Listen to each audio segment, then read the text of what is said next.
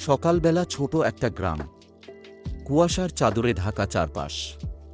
এক বৃদ্ধ লোক, নাম তার হরিদেব চক্রবর্তী, বয়স ৭৫, একটা পুরনো কাঠের টেবিলের সামনে বসে হাতে কাঁপতে কাঁপতে লিখছেন একটা চিঠি।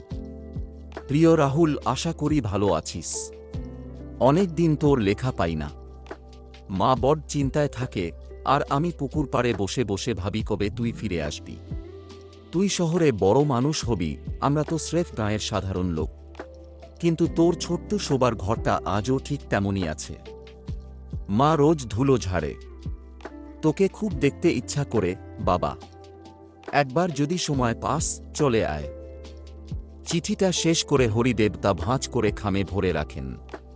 এমনই বহু চিঠি লিখেছেন তিনি। প্রতিদিন সকালবেলা বসেন, লেখেন, ডাকঘরে দিয়ে আসেন। কিন্তু কোনো উত্তর আসে না। রাহুল, তার একমাত্র ছেলে, এখন শহরের এক বড় কোম্পানিতে চাকরি করে। তার দাম্পত্য জীবন, নিজের সন্তান সবকিছুতেই সে ব্যস্ত। কিন্তু বাবার সেই চিঠিগুলোর খবর রাখে না কেউ। একদিন হরিদেবের শ্বাসকষ্ট বেড়ে যায়। হাসপাতাল ছিল দূরে, পৌঁছানো যায় না সময়মতো। চোখ বুজে যাওয়ার আগে তিনি কেবল একটা বাক্য বলেন, ও এলো না। ঠিক ছিল, তবু লিখতাম, হয়তো কখনো পড়বে। কয়েকদিন পর রাহুল গ্রামে আসে।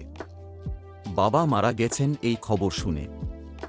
গ্রামের পুরনো বাড়ির ঘরে ঢুকে সে দেখে একটা টেবিল ভর্তি চিঠি। সবগুলোতে লেখা তারই নাম।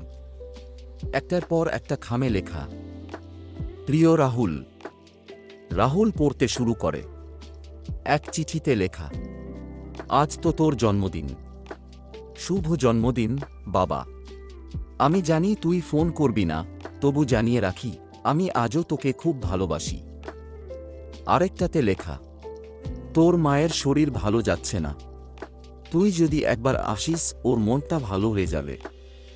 শেষ চিঠিতে কেবল লেখা ছিল, তুই যদি একবার আসিস, মরার আগে তোকে দেখে যেতে পারব। তুই এলে আমি মরেও শান্তি পাব। রাহুল ভেঙে পড়ে। হাতের মধ্যে বাবার চিঠিগুলো কাঁপছে। তার চোখের জল পড়ছে কাগজের ওপরে।